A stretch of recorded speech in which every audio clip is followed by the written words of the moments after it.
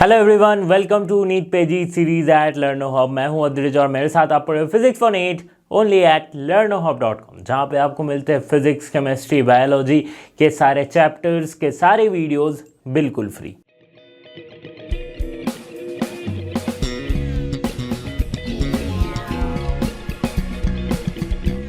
तो NEET series में हम कर रहे थे सेमीकंडक्टर चैप्टर को, जहां पे हमने पहला पार्ट खत्म कर दिया था। अब बारी है दूसरे पार्ट की, जहां पे हम समझेंगे डायोड्स को, पीएन जंक्शन डायोड्स और उनके half wave rectifier, full wave rectifier. इस तरह से इस वीडियो में हम आगे बढ़ेंगे। तो चलिए शुरू करते हैं इस वीडियो को।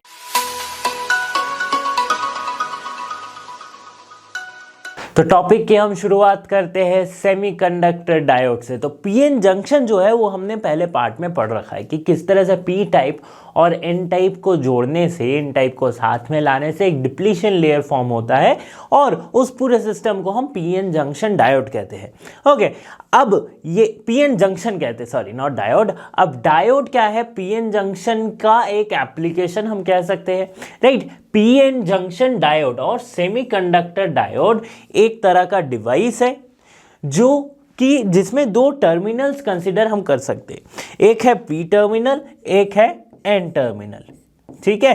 पी और एन, पीएन जंक्शन से बना हुआ ये डिवाइस जिसे हम कह रहे हैं पीएन जंक्शन डायोड, इसमें क्या होती है? दो टर्मिनल होती है। इसके सिंबल को हम कुछ इस तरह से दिखाते हैं, जैसे रेजिस्टेंस के सिंबल को ऐसे दिखाते हैं, राइट। तो उसी तरह से इंडक्टर के सिंबल को हम इस तरह से दिखाते हैं। उसी तरह से पीएन जंक्शन डायोड यानी कि सेमीकंडक्टर डायोड के सिंबल को इस तरह से दिखाया जाता है। ओके, एक्चुअल में डायोड दिखने में कुछ इस तरह से होती है, ठीक है। दिखने में कुछ इस तरह की होती है। देखो, आप अगर सोचोगे तो आपको लगेगा कि ये कुछ रेजिस्टर जैसा ही, बट ये रेजिस्टर नहीं है। इसकी जो सिल्वर लाइनिंग आप देख रहे हो, ये जो बैंड है, एक सिल्वर बैंड है, ये होती है इसकी एन साइड और ये होती है इसकी पी साइड, ठीक है। यहाँ पे दिया गया, देखो, ये है इसकी पी साइड और ये है इसकी एन साइड। तो एक छोटी सी, ये आप जब भी ब्रेडबोर्ड पे या फिर कोई भी आप सर्किट से अगर आप एक्सपेरिमेंट कर रहे हो तो आपको डायोड जरूर देखने को मिलेगा। इसके कई सारे एप्लीकेशन है, उस पर हम बाद में आते हैं, पर समझते हैं पीएन जंक्शन डायोड एक्चुअल में होता क्या है। तो PN junction diode, PN junction जैसे हमें पता था P type and N type, इससे बना होता है, ठीक है। और ये एक डिवाइस है जिसकी हम दो टर्मिनल कंसीडर कर सकते हैं, ठीक है। तो अगर दो टर्मिनल हो गया कंसीडरेशन में, तो उसको हमने सर्किट में हम लगा भी सकते हैं। अब ये किस तरह से काम करती है ये हमें देखना है। तो पीएन जंक्शन डायोड का एक बहुत इंटरेस्टिंग सा इसकी प्रॉपर्टी होती है कि ये करंट को एक ही डायरेक्शन में फ्लो करने देती है। मतलब कि a diode is a two terminal electrical component that has a low resistance to the flow of current in one direction। मतलब किसी एक डायरेक्शन में अगर करंट फ्लो कर रही है तो उसकी रेजिस्टेंस लो है, मतलब वो फ्लो करने देगी। जैसे उसकी डायरेक्शन को हम अपोजिट करते हैं तो इसकी रेजिस्टेंस बहुत हाई हो जाती है। ये करंट को अपने थ्रू से फ्लो करने नहीं देगी। That's why circuit break, right. Current अगर फ्लो ही नहीं कर पाएगी, इंसुलेटर के जैसे काम करने लगी, तो सर्किट क्या हो जाएगा? ब्रेक हो जाएगा। अब इसको ही हम समझेंगे आगे कि अगर पीएन जंक्शन कब ऐसे करंट को अलाउ कर रही है, कब नहीं कर रही है। तो इसीलिए हम समझते हैं इसकी बायसिंग को, ठीक है। उससे पहले अगर आपको लिखने आ रहा है कि बोर्ड्स के एग्जाम में भी अगर आपको सेमीकंडक्टर डायोड जैसा अगर पूछा जाए तो ये सिंपल सा स्टेटमेंट आप लिख सकते हो। ओके, अब बात करते हैं इसकी बायसिंग की। बायसिंग पे जैसे आते हैं तो दो बायसिंग यहाँ पे आ जाते हैं। बायसिंग क्या होता है? जोड़ना, राइट। बायस करना, किसी एक सर्किट में उसको जोड़ने को हम बायसिंग कह रहे हैं, ठीक है। अब बायसिंग होती है दो तरह की, एक होती है फॉरवर्ड बायसिंग, एक होती है रिवर्स बायसिंग। बात करते हैं फॉरवर्ड बायसिंग की। तो फॉरवर्ड बायसिंग क्या है कि जब ये पीएन जंक्शन डायोड को, देखो वैसे तो दिखने में पीएन जंक्शन क्या है, इस तरह से ही दिखता है। यहाँ पे मेजॉरिटी चार्ज कैरियर्स, यहाँ पे होल्स रहती है, यहाँ पे मेजॉरिटी चार्ज कैरियर्स इलेक्ट्रॉन्स रहती है, ठीक है। तो ये है पीएन जंक्शन डायोड। अब क्या हुआ? When an external voltage is applied across the semiconductor diode, मतलब ये जो डायोड थी हमारे पास, ये जो डायोड थी, इसके अक्रॉस अगर मैं एक एक्सटर्नल वोल्टेज लगाऊं, वोल्टेज का मतलब इस सर्किट पे, ये है हमारा पीएन जंक्शन, सॉरी ये है हमारा पीएन जंक्शन डायोड। अब इसके अक्रॉस मैं एक रेजिस्टेंस और एक वोल्टेज लगा रहा हूं, ठीक है। तो ये सर्किट में आ गई, फाइन। तो ये सर्किट में आ गई, तब क्या हो रहा है कि अगर पी साइड को पॉजिटिव टर्मिनल से कनेक्ट कर दिया जाए और एन साइड को नेगेटिव टर्मिनल से कनेक्ट कर दिया जाए, तब सेमीकंडक्टर डायोड को हम कह सकते हैं क्या, वो फॉरवर्ड बायस में है। मतलब पी साइड ये है पीएन जंक्शन डायोड हमारा, ठीक है। इसको मैंने कनेक्ट किया पॉजिटिव साइड से और इसको मैंने कनेक्ट किया नेगेटिव साइड से, ठीक है। और इसे मैं वेरिएबल पोटेंशियल मान रहा हूं। अब क्या हो रही है, देखो ये क्या है, डीसी सप्लाई है। एसी डीसी समझना यहाँ पे जरूरी है। ये क्या है, डीसी सप्लाई। इसको मैंने क्या किया, पॉजिटिव टर्मिनल को पी साइड से कनेक्ट किया, नेगेटिव टर्मिनल को एन साइड से कनेक्ट किया। अब ये जो मेरा डायोड है, पीएन जंक्शन डायोड, ये क्या है, फॉरवर्ड बायस में है। किस में है, फॉरवर्ड बायस में। तो फॉरवर्ड बायस में ही वो कंडीशन होता है कि जहां पे वो करंट को अलाउ करेगी कि आप मेरे थ्रू फ्लो कर सकते हो, राइट। सो हमेशा याद रखना हमें ये है कि सेमीकंडक्टर डायोड या फिर PN junction diode allows the flow of current only in forward बायस। जैसे इसे हम रिवर्स बायस में करेंगे, करंट फ्लो को स्टॉप कर देगी। अब फॉरवर्ड बायस में ऐसा क्या हो रहा है कि जो ये करंट को पास करने दे रही है, जरूर इसके डिप्लीशन लेयर में कुछ चेंजेस आ रहे होंगे।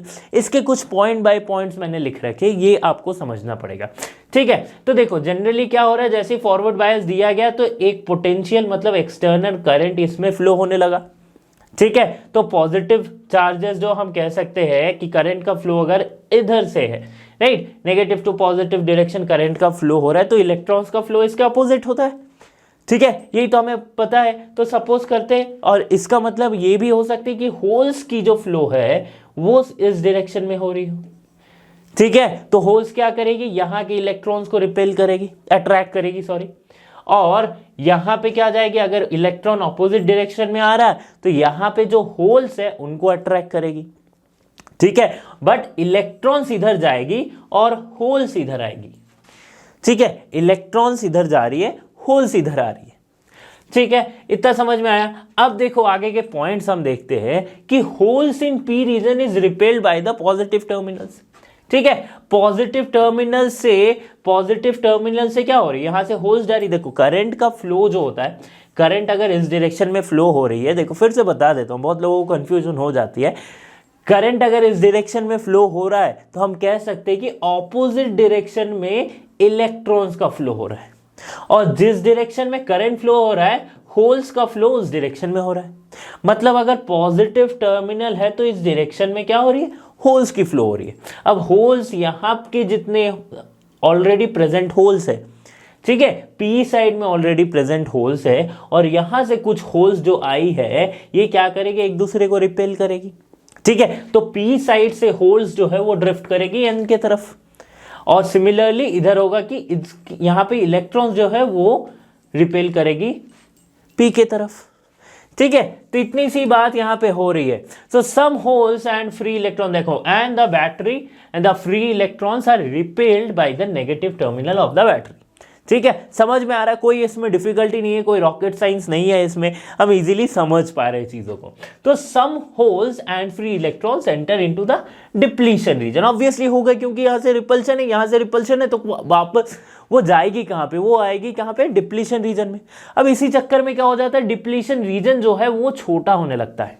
क्या होने लगता है, छोटा होने लगता है। The potential barrier and the width of the depletion layer decreases, right, वो डिक्रीज होने लगती है। वो जो पोटेंशियल बैरियर है, वो जो डिप्लीशन लेयर है, वो क्या होती है, उसकी विड्थ जो है वो डिक्रीज होने लगती है। अब पी और एन टाइप जो सेमीकंडक्टर्स है, इनको हमने डोप करके हम क्या बनाया, पीएन जंक्शन डायोड बनाया, ठीक है, एक साथ मिला के। अब इसके डिप्लीशन लेयर अगर छोटी होने लगे तो मेजोरिटी चार्ज कैरियर्स जो है इजीली फ्लो करने लगेगा। इजीली अगर फ्लो करने लगे तो करंट सर्किट में करंट स्टैब्लिश हो जाएगा, करंट का फ्लो होगा, कंटिन्यूअस करंट का फ्लो होगा, ठीक है।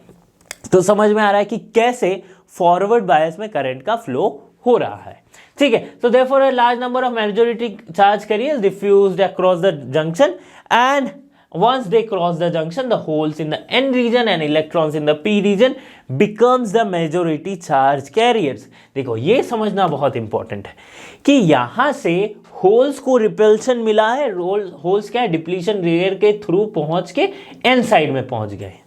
और वैसे ही यहां से इलेक्ट्रॉन को रिपल्शन मिला है, इलेक्ट्रॉन क्या है, डिप्लीशन लेयर को क्रॉस करके पी की तरफ पहुंच गए। अब यहां पे एन रीजन में मेजॉरिटी चार्ज कैरियर्स कौन से हो गए, जो वहां से रिपेल होके आए हैं, यानी कि होल्स पहले क्या थे, इलेक्ट्रॉन्स। अब वैसे ही यहां पे मेजॉरिटी चार्ज कैरियर्स हो गए इलेक्ट्रॉन, जस्ट केस जो है वो उल्टा हो जाएगा। So for each electron hole combination the electron from the negative terminal of the battery enters the N region and then drift towards the junction. ठीक है, तो मेन इसमें जो समझने वाली बात है वो यही है कि जैसे ही मेजॉरिटी चार्ज कैरियर के मूवमेंट की वजह से या फिर इलेक्ट्रॉन होल्स के ये मूवमेंट की वजह से डिप्लीशन रीजन जो डिक्रीज हुआ है, इसी वजह से करंट का फ्लो हो रहा है। ठीक है, अब अगर समझे हम रिवर्स बायस के कंडीशन को, रिवर्स बायस के कंडीशन में इसका ऑपोजिट होता है। रिवर्स बायस में हम क्या करते हैं, ये जो पॉजिटिव टर्मिनल है, positive P side of the semiconductor diode, इसे हम लगाते हैं नेगेटिव टर्मिनल से, और N side of the semiconductor diode इसे हम लगाते हैं पॉजिटिव टर्मिनल से।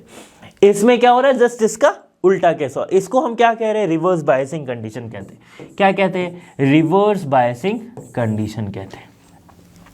ठीक है, समझ में आ रही बात। अब देखो आगे क्या होती है कि रिवर्स बायसिंग कंडीशन में जस्ट इसको उल्टा हो रहा है कि holes in P region are attracted by the negative terminal, क्योंकि ऑपोजिट चार्ज हो गए, राइट।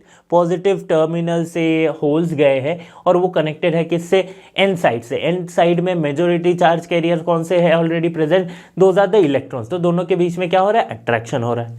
ठीक है, अब दोनों के बीच में अट्रैक्शन हो रहा है, सिंपली ऑपोजिट जगह पे भी ऐसे अट्रैक्शन होगा। तो majority carriers are pulled away from the junctions, right. तो जहां पे रिपल्शन हो रहा था वो पास में आ रहे थे, डिप्लीशन रेयर में आ रहे थे। अब क्या हो रहा है, अट्रैक्शन हो रहा है, तो डिप्लीशन रेयर से ये वापस जा रहे, खींचे जा रहे। इसका मतलब क्या हो रहा है, डिप्लीशन रीजन जो है वो इंक्रीज हो रहा है।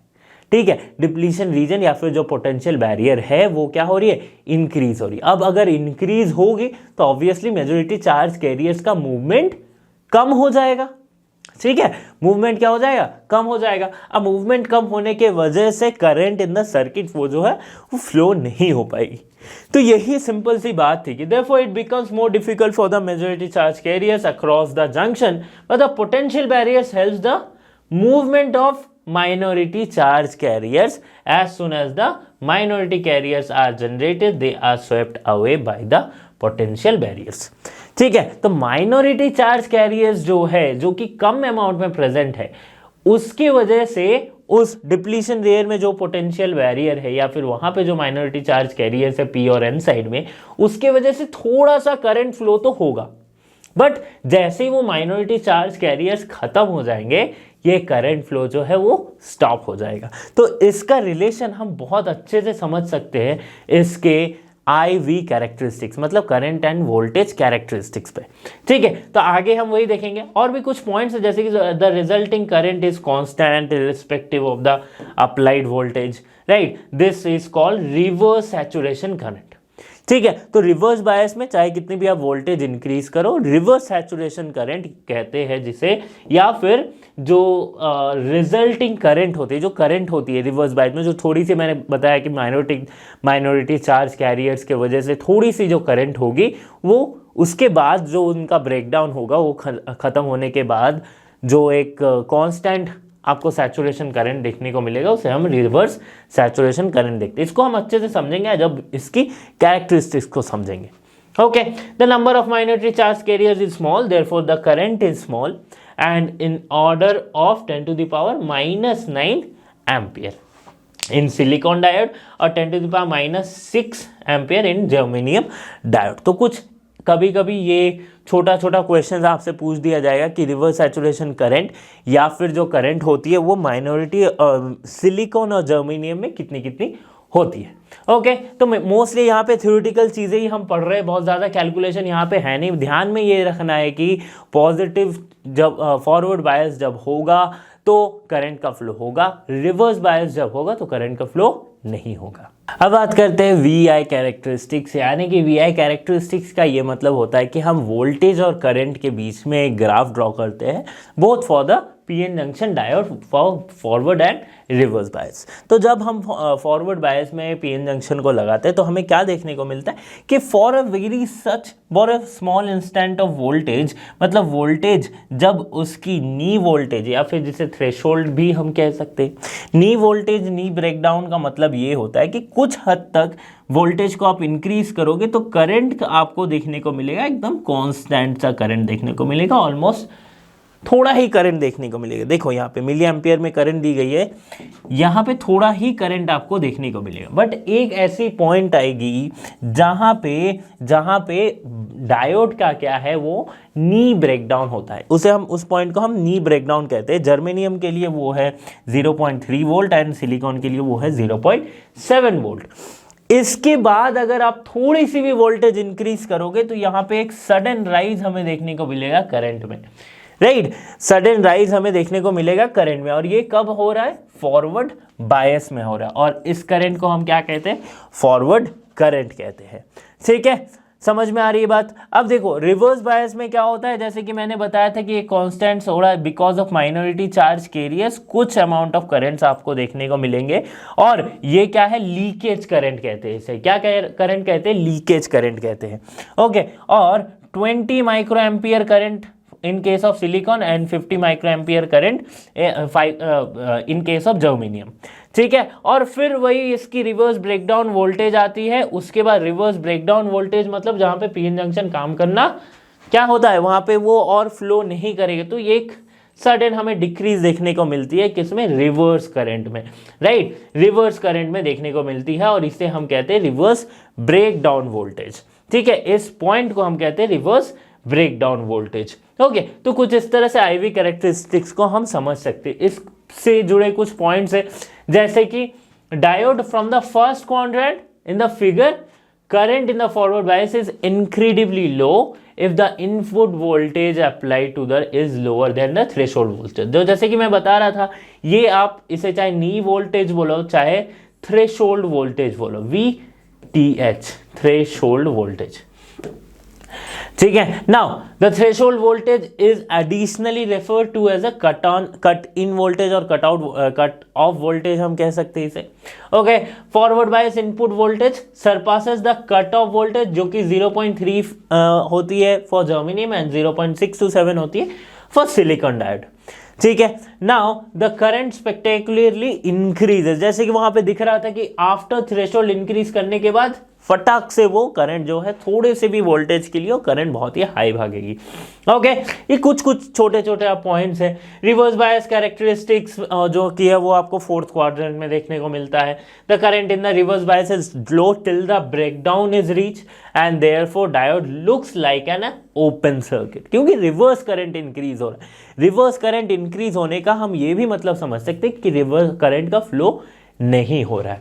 Okay, when the reverse bias input voltage has raised the breakdown voltage, the reverse current increases spectacularly, और उस पॉइंट को हम क्या कहते हैं, रिवर्स ब्रेकडाउन वोल्टेज। ओके, छोटे छोटे पॉइंट्स थे कुछ।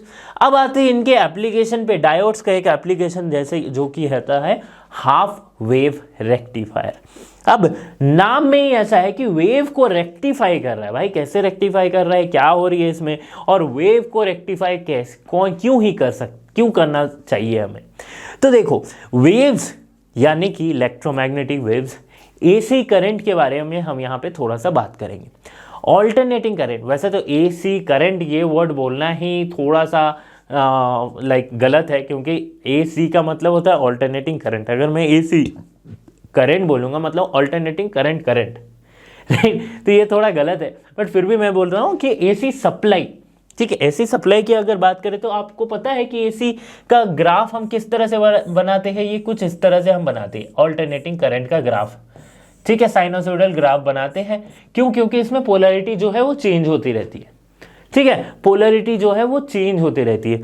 अब हाफ वेव रेक्टिफायर या फिर वेव रेक्टिफायर का प्रिंसिपल ही ये होता है, या फिर जो इनका काम होता है, वर्किंग ये होता है कि ये जो है वो इस वेव को रेक्टिफाई करती है कुछ इस तरह से कि इसके हमें नेगेटिव साइकिल्स जो है वो दिखने को नहीं मिलते, सिर्फ पॉजिटिव साइकिल्स जो है वो दिखने को मिलते हैं, यानी कि पॉजिटिव जो डेटा है वही हमें देखने को मिलता है। ठीक है, तो एक बार हाफ वेव रेक्टिफायर क्या, इसका मतलब हम क्या कह सकते हैं कि एसी से ये वोल्टेज को डीसी में कन्वर्ट करता है, ट्रांसफॉर्म करता है, किससे, एसी से डीसी में। तो कभी भी ऑल्टरनेटिंग करंट या फिर ऑल्टरनेटिंग वोल्टेज को हमें कन्वर्ट करना हो डायरेक्ट में, तो हम कैसे करेंगे, हाफ वेव रेक्टिफायर या फिर वेव रेक्टिफायर का यूज करेंगे। अब half wave rectifier full wave rectifier में क्या अंतर है उसको समझते। तो देखो क्या हो रही है कि हाफ वेव रेक्टिफायर क्या कर रही है, circuit uses only one diode for the transformation, एक डायोड यूज करती है ट्रांसफॉर्मेशन के लिए। ठीक है, half wave rectifier is defined as the circuit rectifier allows only one half of the cycle of AC voltage waveform to pass while blocking the other half। अब ये काम कैसे करता है यहाँ पे हम थोड़ा ध्यान देते हैं। ठीक है, तो यहाँ से समझ में क्या आया कि हाफ वेव को रेक्टिफाई कर रही है, इसलिए इसे हाफ वेव रेक्टिफायर कहते हैं। हाफ AC सप्लाई को DC सप्लाई में कन्वर्ट करें, हाफ AC सप्लाई को, मतलब समझ रहे हो आप कि अगर आप 10 वोल्ट की AC सप्लाई डाल रहे हो तो उसको हाफ ही कन्वर्ट कर पाएगा DC में, मतलब ऑलमोस्ट 5 के करीब। ठीक है, तो इसको, ये मैं आइडियल केस बता रहा हूं, अगर कोई लॉस नहीं हुआ है तो। ठीक है, तो थोड़ा सा समझते हैं कि कैसे एक डायोड के मदद से ये हो रहा है। तो ये कुछ इस तरह से सर्किट बनाई जाती है। यहाँ पे हम देते हैं क्या, एसी सप्लाई। अब एसी सप्लाई कैसे दे सकते, तो बाई म्यूचुअल इंडक्शन हम दे सकते हैं एसी सप्लाई। ठीक है, तो एसी जब हम पढ़ रहे थे ऑल्टरनेटिंग करंट वाला चैप्टर, तब ये म्यूचुअल इंडक्टेंस वाली चीज़ हम पढ़ चुके थे। ओके, तो इस तरह से हमने क्या किया, एसी सप्लाई दिया, पॉजिटिव और नेगेटिव। अब ये क्या होती है, पोलैरिटी इसकी चेंज होते रहती है। फाइन, नाउ इस सर्किट में क्या है, एक पीएन जंक्शन डायोड कनेक्टेड है, और ये आर के अक्रॉस हम देखेंगे, अक्रॉस हम जो रीडिंग लेंगे वो होगी पोटेंशियल की रीडिंग। ठीक है, अब क्या होती है, जब ये पॉजिटिव टर्मिनल होती है, अब एसी करंट है तो ये क्या होगी, फ्लिप होती रहेगी, मतलब पोलैरिटी इसकी चेंज होती रहेगी। तो एक बार पॉजिटिव टर्मिनल इधर आएगा तो दूसरी बार नेगेटिव टर्मिनल इधर आएगा। ठीक है, क्योंकि पोलैरिटी चेंज हो रही है, तो एक बार पॉजिटिव आया दूसरी बार नेगेटिव आया। देखो दो फिगर है, ये है पहला वाला, ये है दूसरा वाला। तो जैसे ही पॉजिटिव टर्मिनल यहां पे आया तो ये क्या हो गया, फॉरवर्ड बायस में कनेक्ट हो गया। ठीक है, क्योंकि पी साइड जो है वो पॉजिटिव से कनेक्टेड है और एन साइड जो है वो नेगेटिव से कनेक्टेड है। अब फॉरवर्ड में कनेक्ट हो गया, तो अब किस तरह से रेक्टिफाई कर रही है कि जो पॉजिटिव वाली है, जो पॉजिटिव वाली वैल्यू है एसी करंट की वैल्यू, देखो इसको मैं ड्रॉ कर देता हूं कि जब पॉजिटिव वैल्यू आएगी उसको इसने रेक्टिफाई कर दिया यहां पे। अब जैसे ये फ्लिप हुई, वैसे तो देखा जाए तो एसी सप्लाई इस तरह से है, बट यहाँ पे जस्ट पोलैरिटी दी गई है, इसलिए मैं ऐसे दिखाया हूं। ठीक है, आप चाहे तो ऐसे भी बना दो। समझ में आ रही बात। अब क्या हो रहा है कि जब जैसे ही ये पोलैरिटी चेंज होगी, मतलब ऊपर नेगेटिव टर्मिनल आएगा, यहाँ पे पॉजिटिव टर्मिनल आ जाएगा, तब क्या हुआ, ये जो डायोड है ये हमारा रिवर्स बायस में कनेक्ट हो गया है। रिवर्स बायस में डायोड काम नहीं करता है भाई, करता है क्या, बिल्कुल नहीं करता। तो रिवर्स बायस में अगर काम नहीं करेगा तो हमें आउटपुट कुछ भी नहीं मिलेगा। तो फाइनली अगर मैं इनपुट और आउटपुट की बात करूं तो क्या देख सकते हैं कि अगर ये मेरे एसी सप्लाई है, जैसे ही पॉजिटिव बायस में आता है तो मुझे एक आउटपुट मिलता है, उसके बाद जैसे ही नेगेटिव बायस में आ जाता है तो यानी कि फॉरवर्ड बायस की जगह रिवर्स बायस में आ जाता है तो मुझे कोई आउटपुट नहीं मिलता। फिर जब फॉरवर्ड बायस में आता है तो मुझे ये आउटपुट मिलता है, फिर रिवर्स बायस में कोई आउटपुट नहीं मिलता। मतलब इस तरह से मैं कह सकता हूँ कि इनपुट मैंने अगर डाल रखी है ये एसी वोल्टेज ये वाली को, तो मुझे जो आउटपुट मिलेगी, let me write it as input, मुझे जो आउटपुट मिलेगी वो क्या होगी, इस तरह से। ठीक है, तो ये देखो कि हाफ वेव को काट दिया जा रहा है ना, हाफ वेव को काट दिया जा रहा है, तो इसीलिए इसे हम हाफ वेव रेक्टिफायर कहते हैं। ठीक है, अब इसके कुछ डिसएडवांटेज है कि यहाँ पे लॉस बहुत होता है, हाफ वेव रेक्टिफायर में लॉस बहुत हो रहा है, राइट। किसका लॉस, एफिशिएंसी भी ज़्यादा नहीं है। तो इसीलिए हाफ वेव की जगह पे हम फुल वेव रेक्टिफायर को यूज़ करते हैं। तो थोड़ा सा और हम समझते हैं हाफ वेव रेक्टिफायर के वर्किंग के बारे में कि AC current is supply to the primary side step down, इसको हम स्टेप डाउन ट्रांसफॉर्मर भी कह सकते हैं। Okay, now the obtain secondary voltage is applied to the diode. अब क्या होती है, the diode in forward bias will always give the positive cycle of the AC voltage and reverse bias during the, इसमें कोई output नहीं मिलेगा। ठीक है, बात करते हैं इसके रिपल फैक्टर की। रिपल फैक्टर क्या कहती है? रिपल फैक्टर का मतलब क्या होता है, how well half wave rectifier convert the voltage into DC, right. AC voltage को डीसी में कन्वर्ट करेंगे, कितने अच्छे से करेंगे उसे हम कहते हैं रिपल फैक्टर, और उसे हम डिनोट करते हैं गामा से और लिखते हैं root under V R M S by V D C, right. Potential R M S potential by DC potential का स्क्वायर -1।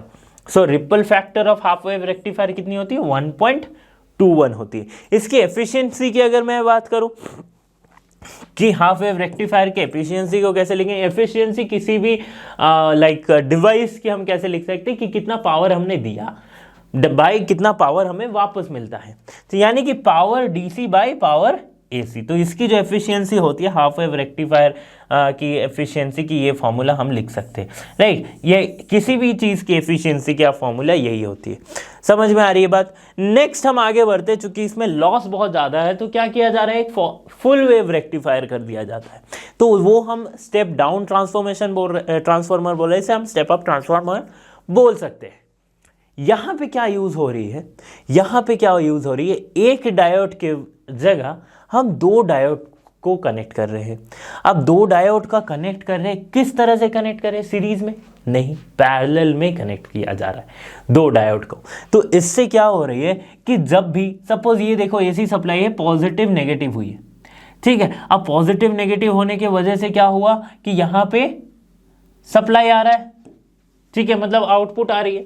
अब जैसे इनका जो है इनका क्या है, देखो यहाँ पे एक डायोड है D1 जो है वो क्या है, जैसे यहाँ पे पॉजिटिव टर्मिनल यहाँ पे है, मतलब जब फॉरवर्ड बायस में हो जा रही है ये वाली D1, ठीक है, तो ये D1 फॉरवर्ड बायस में हो रही है, लेकिन यहाँ पे नेगेटिव बायस है तो यहाँ पे D2 जो है वो रिवर्स बायस में हो जा रही है। तो ये वाला पहले केस में ये डायोड काम नहीं करेगा, तो एक डायोड तो काम कर रहा है, तो हमें हाफ वेव रेक्टिफिकेशन मिलेगा, ठीक है। हाफ वेव रेक्टिफिकेशन नहीं, मतलब पहला क्या है कि सिर्फ पॉजिटिव टर्मिनल, मतलब जो ये रेक्टिफिकेशन है ये हमें मिल गया, ठीक है, बस इतना सा समझो आप। अब दूसरे केस में क्या हो रहा है, जैसे पोलैरिटी चेंज हो रही है तो ये हो जा रहा है हमारा रिवर्स बायस में, तो ये कंडक्ट नहीं करेगा, लेकिन ये वाला जरूर कंडक्ट करेगा D2, तो फिर से हमें देखने को मिलेगा रेक्टिफिकेशन, नेगेटिव वाली साइड भी ऊपर अब AC से DC में कन्वर्ट हो गई है। तो इसलिए जो हमें इनपुट से आउटपुट देखने को मिला वो कुछ इस तरह से था, ये है हमारा इनपुट वोल्टेज सप्लाई और ये है हमारा आउटपुट वोल्टेज सप्लाई। अब यहाँ पे आप बताओ कि कौन सा D1 कर रहा है, कौन सा D2 कर रहा है। कि पहले वाले केस में क्या हो रहा है कि D1 जो है वो फॉरवर्ड बायस में आया, तो D1 फॉरवर्ड बायस में आया तो इसने काम कर दिया अपना, ठीक है। दूसरे केस में क्या हो गया, D1 रिवर्स बायस में आ गया, तो ये काम नहीं करेगा, बट फिर भी काम हो रहा है। कौन कर रहा है, वो D2 कर रहा है, क्योंकि D2 अभी फॉरवर्ड बायस में है। तो ये काम किया, जो ये नीचे वाले को रेक्टिफाई करके DC सप्लाई में लाया, वो क्या है, इसने काम किया। तो D1 ये काम किया D1 ने, ये काम किया D2 ने, फिर से ये काम किया D1 ने, फिर से ये काम किया D2 ने। इसी तरह से ये ऑल्टरनेटिवली काम चलता रहेगा, यानी कि ऑल्टरनेटिवली वोल्टेज का, देखो ये वाली ग्राफ से आप और समझ सकते हो, वोल्टेज का जो है रेक्टिफिकेशन AC से DC में चलता जा रहा है। ट्रांसफॉर्मर जिसे हम कह रहे हैं, इसे हम स्टेप अप ट्रांसफॉर्मर कहते हैं। ओके, तो ये हो गई बात, समझ में आ रही है कि यहाँ पे इजीली ये हम समझ गए हैं कि किस तरह से हम इसे कर सकते हैं, किस तरह से हम इसकी रेक्टिफिकेशन को कर सकते हैं फुल वेव रेक्टिफायर से, ठीक है। तो हाफ वेव रेक्टिफायर में क्या था कि जैसे पोलैरिटी चेंज हो रही थी वहां पे कुछ काम ही नहीं हो रहा था, बट फुल वेव रेक्टिफायर में क्या होता है कि पोलैरिटी जैसे ही चेंज होती है दूसरा डायोड जो है वो काम करने लगता है, ठीक है। नेक्स्ट इसकी वर्किंग को समझते हैं। During the positive half cycle diode 1 is in forward bias and it will conduct. जैसी रिवर्स बायस होती है D2 जो होगी वो अच्छा डी पहले हाफ में क्या होगी D1 फॉरवर्ड बायस में, D2 रिवर्स बायस में। सेकेंड हाफ में क्या हो जा रही है D1 रिवर्स बायस में आ रही है एंड D2 जो है वो फॉरवर्ड बायस में आ रही है। So the top half of the secondary circuit becomes negative but the bottom half becomes positive और इसी तरह से एक पूरा साइकिल का रेक्टिफिकेशन यहाँ पे होता है। बात करते हैं डीसी आउटपुट वोल्टेज जो हमें मिलेगा वो कितनी मिलेगी, that is I average, that is current average into load resistance, right, and this is 2/π I max, maximum current RL। इसको चाहे तो आप इसकी इमेज लेके रख सकते हो या फिर स्क्रीनशॉट लेके रख सकते हो। Let me remove the annotations, ठीक है। तो ये बात होगी रेक्टिफिकेशन की efficiency eta equals to DC output power by AC output power, okay, and इसकी ऑलमोस्ट 81.2% की एफिशिएंसी होती है, ठीक है। फुल वेव रेक्टिफायर की एफिशिएंसी ऑलमोस्ट 81.2% की होती है। देखो फुल वेव रेक्टिफायर के साथ साथ एक और रेक्टिफायर फुल वेव रेक्टिफायर जैसा ही काम करता है जिसे हम कहते हैं ब्रिज रेक्टिफायर। अब ब्रिज रेक्टिफायर को क्या किया जाता है ना कि जैसे यहाँ पे 2 है तो ये जो कनेक्शन है ना यहाँ से हमने लगा रखा है अपने जो भी है एसी सप्लाई अपने लगा रखा है और ये कनेक्शन में ना हम 4 डायोड को जोड़ते हैं, राइट, फॉरवर्ड बायस में, यहाँ से भी फॉरवर्ड बायस में, यहाँ से क्या करते रिवर्स बायस में जोड़ते हैं, नॉट रिवर्स बायस, लाइक एक सर्कुलर टाइप ब्रिज रेक्टिफायर हम बनाते हैं। तो चाहे कोई भी पोलैरिटी हो कभी भी हो ये रेक्टिफायर जो है वो काम करता जाएगा। समझ में आ रही बात, ब्रिज रेक्टिफायर इसे हम कहते हैं, ओके फाइन। तो इतना समझ में आ गया कि half wave rectifier full wave rectifier क्या होती है, क्या इसका यूज होता है और कैसे इसकी वर्किंग होती है। अब बात करते हैं जीनर डायोड की। जीनर डायोड या फिर जेनर डायोड जो भी आप इसे प्रोनाउंस करें, ठीक है, कहीं कहीं पे जेनर कहीं कहीं पे जीनर किया जाता है। जीनर डायोड है क्या? जीनर डायोड एक हेवीली डोप्ड सेमीकंडक्टर डायोड है, right, heavily doped semiconductor diode है जिसे इसीलिए डिजाइन किया गया है ताकि वो रिवर्स डायरेक्शन में यानी कि रिवर्स बायस कंडीशन में काम कर सके। तो इसमें ऐसी क्या चीज होती है कि ये रिवर्स बायस के डायरेक्शन में काम कर सकती है? तो ऑलरेडी इसमें क्या होती है कि इसकी जो डिप्लीशन रीजन है, राइट, वो थोड़ी सी छोटी होती है as compare to the normal diode. तो जैसी जीनर डायोड को क्या किया जाता है, अगर ये अच्छा जीनर डायोड की सिंबल हम इस तरह से लिखते हैं, यहाँ पे एक Z जैसी बनाते हैं, ठीक है, इसके सामने, ठीक है, ये हो गई इसकी P साइड, ये होगी इसकी N साइड, इस तरह से डिनोट कर सकते हैं। और यहाँ पे 2 बैंड आपको देखने को मिलेगा, जो एक्चुअल डायोड होती है जीनर डायोड, वहाँ पे 2 बैंड आपको देखने को मिलेगा, ओके। नाउ इसको इस तरह से एडजस्ट भी किया जा सकता है कि हमें मल्टीपल या फिर एडजस्टेबल हमें वोल्टेज का रेगुलेशन मिलता जाए, इसीलिए जेनर डायोड को एज अ वोल्टेज रेगुलेटर हम यूज़ करते हैं। जहाँ पे भी हमें वोल्टेज का रेगुलेशन चाहिए, कम चाहिए, ज़्यादा चाहिए, तो हम वोल्टेज को यूज़ कर सकते हैं, ओके। इसकी अपनी एक वोल्टेज होती है जिसे हम जीनर वोल्टेज कहते हैं, राइट, वोल्टेज R और वोल्टेज Z जिसे हम क्या कहते हैं, zener voltage, right. It is engineered with a wide range of zener voltages, right, इसकी रेंज होती है, सॉरी नॉट एक voltage, range of voltages, right, इसीलिए जीनर डायोड को हम as a voltage regulator use करते हैं, ठीक है। वो भी क्या चीज़ है वो मैं बताऊंगा, वैसे उसमें से डायरेक्ट क्वेश्चन ऐसे पूछा नहीं जाता, बट फॉर योर अंडरस्टैंडिंग मैं बता दूंगा। तो जब ये जीनर डायोड को फॉरवर्ड बायस में कनेक्ट किया जाता है तो ये एक नॉर्मल डायोड जैसा ही काम करती है। तो इस तरह से अगर मैं इसके IV कैरेक्टरिस्टिक्स की बात करूँ तो हम क्या देख सकते हैं, फॉरवर्ड बायस में कनेक्ट कर दिया जाएगा तो ये नॉर्मल डायोड जैसा ही काम करेंगे, मतलब जैसे नॉर्मल डायोड में हो रहा था कि ये इस तरह से ये इसका करंट के और वोल्टेज का डिपेंडेंसी इस तरह से दिख रहा था। पर रिवर्स बायस में क्या होती है, रिवर्स बायस में क्या होती है कि इसमें एक इसकी करंट का फ्लो होता है, बट अगर मैं वोल्टेज को रिवर्स बायस कंडीशन में भी इंक्रीज करता जाऊं फिर भी इसकी जीनर वोल्टेज से ज्यादा अगर मैं एक्सटर्नल वोल्टेज को इंक्रीज करूं तब यहां पे होता है क्या, जीनर ब्रेकडाउन, ठीक है। क्या होता है, जीनर ब्रेकडाउन। देखो in reverse bias mode a small leakage current flows through the diode, ठीक है, As the reverse bias voltage is increased, reaches the predetermined breakdown voltage or Zener voltage, the current begins to flow through the diode. क्या हो रही है, scene क्या हो रहा है यहां पे, देखो ये है सपोज कोई एक सर्किट जहां पे यहां पे हमने वोल्टेज सप्लाई कर रखा है, पॉजिटिव से नेगेटिव जो भी है। अब मैंने क्या किया है, जीनर डायोड को लगा दिया है। सपोज करते इसे रिवर्स बायस में लगा दिया जाए, ठीक है।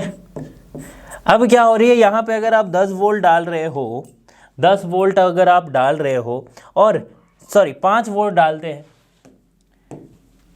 5 वोल्ट की सप्लाई डाली, और जीनर डायोड की जो जीनर वोल्टेज है, मतलब इसकी अपनी जो वोल्टेज है वो है 10 वोल्ट। तो जब तक मैं 5 वोल्ट से 6 वोल्ट 7 वोल्ट 8 वोल्ट ऐसे डालूंगा, तब तक यहाँ पे करंट का फ्लो नहीं होगा। Small amount of leakage current रहेगी because of the minority charge carriers, ये हमने देखा था, बट कुछ करंट का फ्लो हम नहीं कह सकते हैं कि नहीं। जैसे जैसे ये इंक्रीज होके 10 वोल्ट के ऊपर चली गई, 10 वोल्ट के ऊपर सपोज 11 वोल्ट होने लगी, तब यहां पे करंट का फ्लो हमें देखने को मिलेगा, ठीक है। रिवर्स बायस में जीनर वोल्टेज को क्रॉस करते ही करंट का फ्लो हमें देखने को मिलता है। समझ में आ रही बात कि किस तरह से कंडीशन काम कर रही है। और इसे वोल्टेज रेगुलेटर इसलिए भी कहा जाता है क्योंकि ये जो इसके अक्रॉस में अगर वोल्टेज देखूं तो ये हमेशा अप्रॉक्सीमेटली जितनी जीनर वोल्टेज है इसकी उसके आसपास रहती है। तो अगर मैं चाहे करंट को वोल्टेज को 11 से 15, 15 से 20, 20 से 25 भी वोल्ट तक अगर ले जाओ, मुझे इसके अक्रॉस जो वोल्टेज देखने को मिलेगी दैट विल बी अमॉन्ग 10 के करीब ही रहेगा, 10 या 11 इस तरह से यहाँ पे जो वोल्टेज है वो रहता है। तो इसीलिए इसे वोल्टेज रेगुलेटर जैसा यूज कर सकते हैं कि यहाँ पे मैं वोल्टेज भले ही इंक्रीज करूँ लेकिन इसके अक्रॉस वोल्टेज जो है वो सेम रहेगा, ठीक है। समझ में आ रही बात। This current reaches a maximum level determined by the series of resistors, जो वहां पे लोड रेजिस्टेंस यूज की गई है, after which stabilises and remains constant across a wide range of voltages. तो यहाँ पे 2 ब्रेकडाउन होती है, एक को हम कहते हैं जीनर ब्रेकडाउन, जीनर वोल्टेज के जैसे ऊपर जाते हैं, और एक होती है एवलांचे ब्रेकडाउन। अब इन दोनों में अंतर क्या है, तो अगर हम बात करें एवलांचे और जीनर ब्रेकडाउन के डिफरेंसेस के बारे में, तो जो जीनर डायोड होती है या फिर जीनर ब्रेकडाउन जहाँ पे होती है वो बहुत ही हाई वोल्टेज में होती है, बहुत ही लो वोल्टेज में होती है, राइट, जो कि है 5 से 8 वोल्ट, राइट। ये जीनर ब्रेकडाउन की बात करें, बट वही अगर अवलांचे ब्रेकडाउन की बात करें तो ये हाई वोल्टेज में होते हैं, 8 वोल्ट से इंक्रीज होने के बाद ये जीनर अवलांचे ब्रेकडाउन होगी, ठीक है। Zener breakdown heavily doped semiconductor diodes में हो सकता है या फिर जीनर डायोड में हो सकता है, और अवलांचे ब्रेकडाउन में हेवीली डोप्ड जरूरी नहीं है, लाइटली डोप्ड में ये ब्रेकडाउन होता है। तो ये नॉर्मल हम डायोड्स के लिए हम कह सकते हैं, ये जीनर डायोड के लिए हम कह सकते हैं। The valence electrons are pulled into the conduction due to high electric field and the narrow depletion region, right? Narrow depletion region highly doped करेंगे। जीनर डायोड में क्या कहा था, डिप्लीशन रीजन छोटी होती, बट इसका ऑपोजिट हो रहा है यहाँ पे, right? The valence electrons are pushed to the conduction band due to the energy imparted by the accelerated electrons. Energy imparted by the accelerated electrons which gain their velocity due to the collision with the atoms। तो यही होता है वहां पे majority. ये charge carriers कहाँ से आती है, होल्स और इलेक्ट्रॉन कहाँ से आती है, कोलिजन होता है, बॉन्ड्स ब्रेक होते हैं, इसी वजह से जो है इलेक्ट्रॉन और होल्स का सेपरेशन होता है और वो अलग अलग डायरेक्शन में मूव करने लगती है, राइट। तो बहुत कुछ ऐसा यहाँ पे समझने के लिए है नहीं, फिर भी आप समझ लो। IV characteristics of Zener breakdown has sharp curve. ये शार्प कर्व अगर आप दिखा रहे हो तो आप जीनर ब्रेकडाउन दिखा रहे हो, अगर थोड़ा सा एक्सटेंडेड कर्व अगर आप दिखा रहे हो तो ये अवलांचे ब्रेकडाउन को दिखा रहे हो। हाईली डोप्ड में हम देख सकते हैं जीनर ब्रेकडाउन को, और अवलांचे ब्रेकडाउन को लाइटली डोप्ड या फिर जो सेमीकंडक्टर डायोड्स है उसमें देखा जा सकता है, ओके। तो आई होप कि यहाँ तक आपको समझ में आया होगा। तो ये सेमीकंडक्टर का वीडियो का सेकंड पार्ट यहाँ पे खत्म होता है। थर्ड पार्ट में हम समझेंगे इलेक्ट्रॉनिक सर्किट्स को, लाइक डिजिटल इलेक्ट्रॉनिक्स को, जहाँ पे हम समझेंगे truth table and logic gate, जो कि ऑलरेडी अगर आप कंप्यूटर साइंस पढ़ रहे हो तो आप जानते ही हो, फिर भी हम समझेंगे। तो चलिए नेक्स्ट वीडियो में आपसे मुलाकात होती है, तब तक के लिए आप लर्नो हब के साथ बने रहिए क्योंकि लर्नो फ्री है पर बेस्ट है। So thanks for being here and have a great day.